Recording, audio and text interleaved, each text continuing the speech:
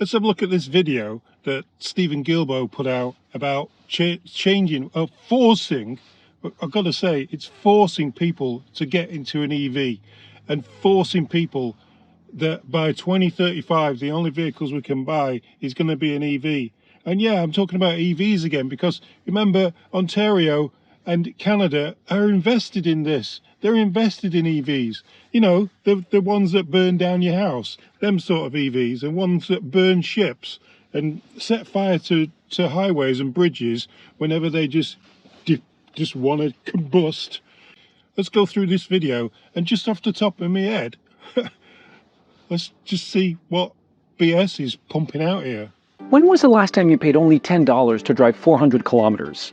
That's the advantage of choosing a zero-emission vehicle. I don't think there's very many EVs that could even do 400 kilometers, especially in Canada, and $10.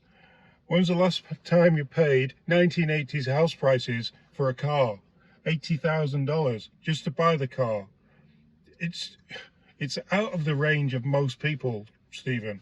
Out of the way, out of the range. Okay, my phone's shut down now. Let's carry on. There's a whole new clean electricity world coming, and zero-emission vehicles are a big part of it. There's a whole new clean electricity world being forced upon Canadians. That's what you really should be saying. Not that it's coming, or not that Canadians want it. It's being forced upon Canadians. Today, we're introducing regulated sales targets for new light-duty vehicles. The goal? To support Canada's plan to ensure that all new light-duty passenger vehicle sales are zero-emission vehicle by 2035. This is a guy who's got a longer criminal record than you guys will ever have. And he's telling us what to do. This is a win for Canada in so many ways. Cleaner air, healthier communities, and huge savings in both fuel and maintenance costs for drivers over the lifetime of their vehicles.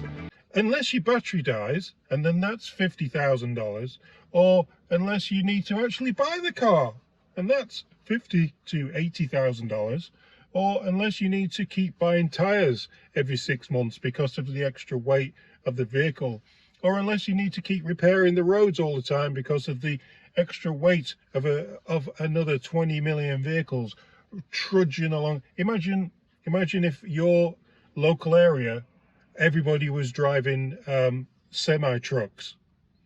How long would the road last? Well, that's the weight that small subdivision streets are going to have to handle in the future. Our plan will help increase the supply and reduce the wait time to buy or lease zero-emission vehicles in all parts of the country. Okay, so he's promoting you to lease a zero-emission vehicle, but they're not zero-emission.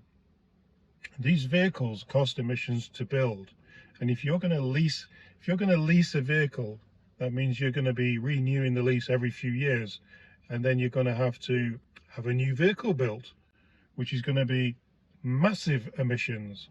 And new investments in auto plants, battery plants, and mines for critical minerals are breathing life into our communities with new, well-paying jobs.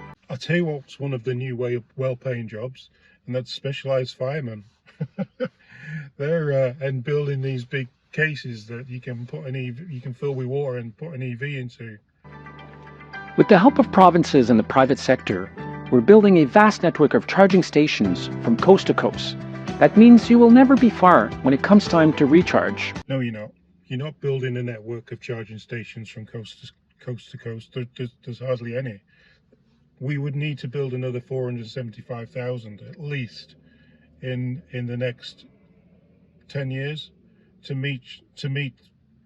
You know, it doesn't sound long, does it? 10 to 12 years before they force people into EVs.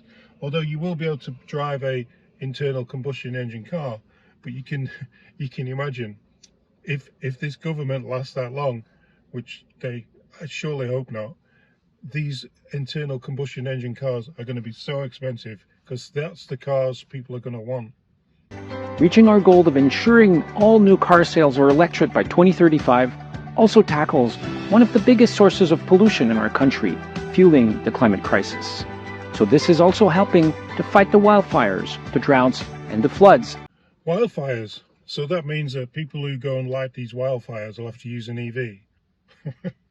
Yeah, the arsonists, the ones who started the fires in the first place. Yeah, you should really, what you should really do is, if you want to stop wildfires, arrest arsonists. So that'll help stop that. And you're going to always have wildfires. Like EV cars aren't going to stop wildfires. That's just, you know, invest in forest management. Invest in that. Invest in looking after the forest, because EV cars will not solve the wildfire issue. Anyway, just wanted to look over a few little things on that. If you enjoyed the video, subscribe. If you enjoy what we're doing here, subscribe. That would be awesome, guys. If not, don't. Doesn't matter. Just keep watching. Give us a like. Leave a comment. See you next time.